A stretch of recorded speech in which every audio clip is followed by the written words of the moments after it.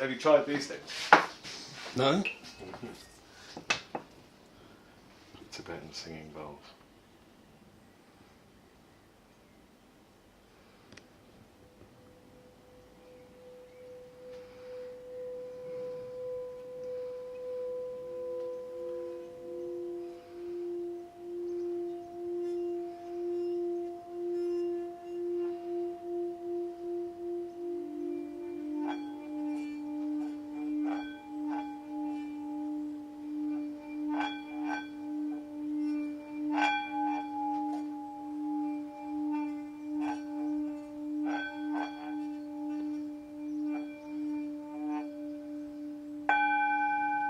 Hear the two harmonics. Yeah.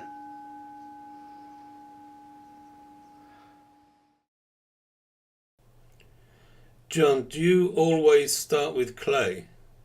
Always, and even the bigger sculptures are coiled, which is not the most practical way to make big sculptures. Really, probably would be polystyrene, but I can't stand this stuff. Yeah. I can't stand the smell of it. I can't stand the mess, the dust, the feel, the sound, everything about it. Yeah. Well, more started working with polystyrene towards it. It's practical for the huge things. Frankly, I mean, if you clay structures. I mean, if you look at this out here, this just is about at the limit of what would support its own weight in clay. You can imagine I actually coiled it. It was hollow, and I coiled it like a coil pot, and it was about that fat.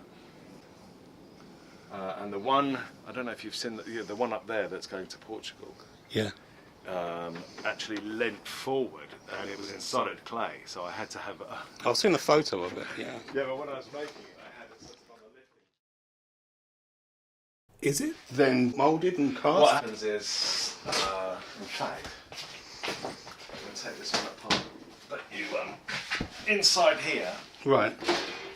there's a rubber silicone mould. Okay. I mean, this will take some time to sort of speed this bit up.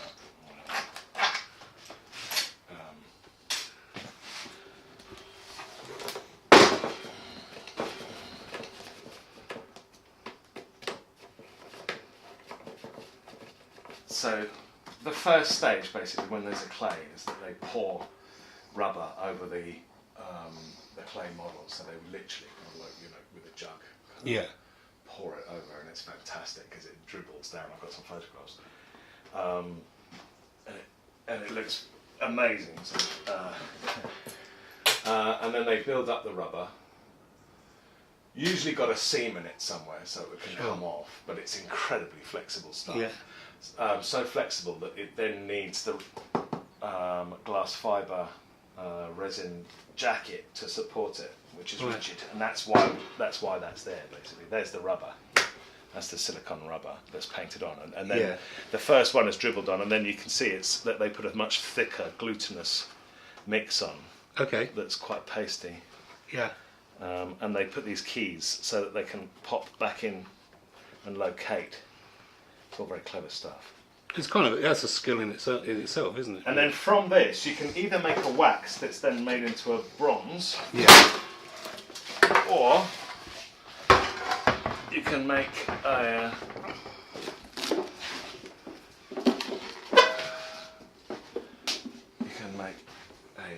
resin. Right.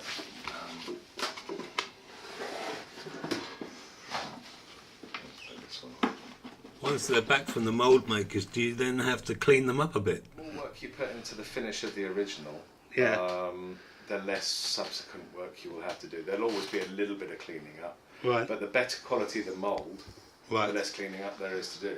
It's like if you cast against Formica or glass, you get literally a mirror-like surface, even from concrete. Have you used concrete before? Yeah. But mostly casting things like my fireplace. Right. And the slab out. Because that can be coloured, can't it? Yes, I have done myself because I couldn't afford a bronze. Right.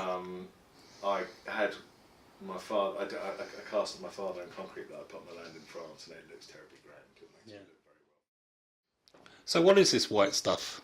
That is that particular one is Jesmonite, actually, which is a marble impregnated polymer.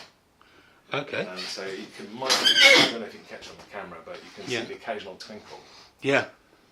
In the surface. That's the actual marble. Right. In the material. So it's a marble dust with. It's the same principle as a kind of bonding agent, bronze resin.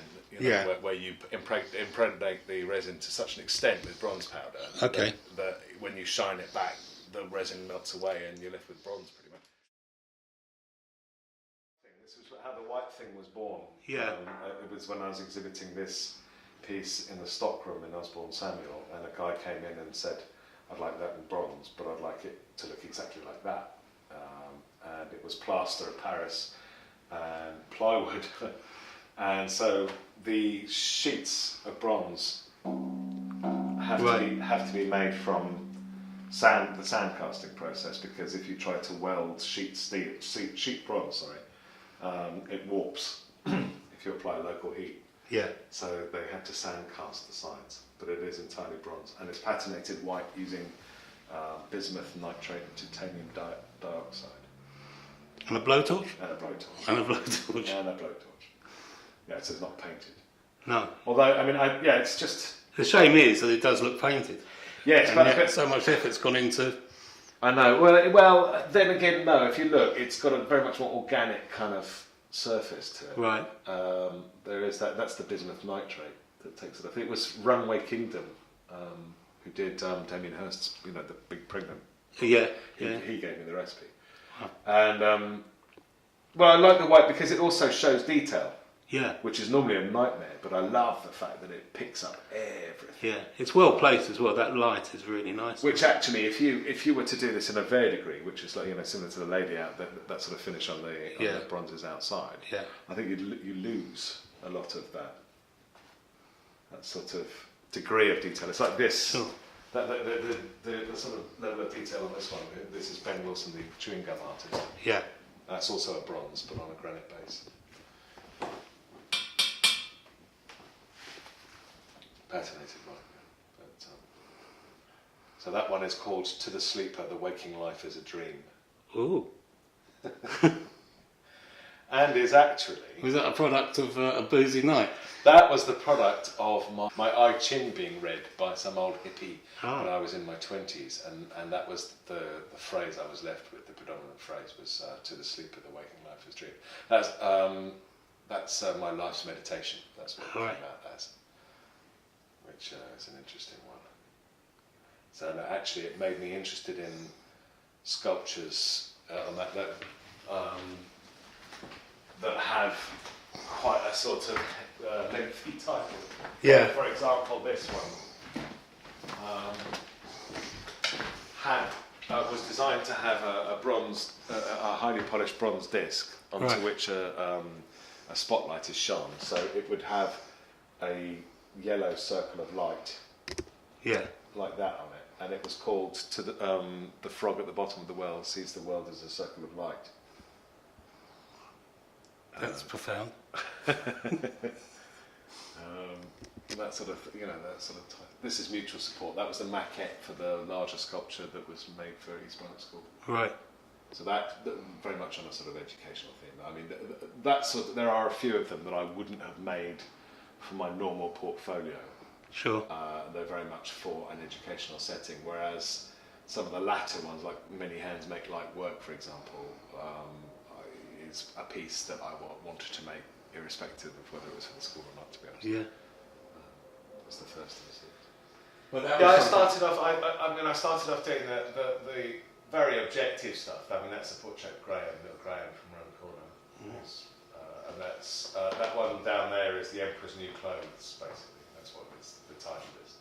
Yeah, that's my father-in-law. He's got some pretty florid views on modern art. So I was doing the very figurative stuff, and then there was a divide in my work because then there was another strain of very much more commercial work, like the stuff on the mantelpiece. Right. And they were selling like hotcakes, in bronze. As was what the lady under the bush you know, very commercial stuff. Yeah. I was, you know, almost thinking of getting another name for myself so I could have the two things, because it was getting difficult. The Dexter stuff, that's kind of Puget in a way, isn't it? You know, House of Commons, House of Lords. Well, that's arts and crafts, Victorian kind of architecture. Yeah. Is it medieval revivalist or something? That sort of thing. Yeah. But I was doing the figurative stuff and the sort of almost hyper real, if you like. And I went for a crit with Glyn Williams, who said, take some sandpaper to it. I said, what? He said, take some sandpaper to it.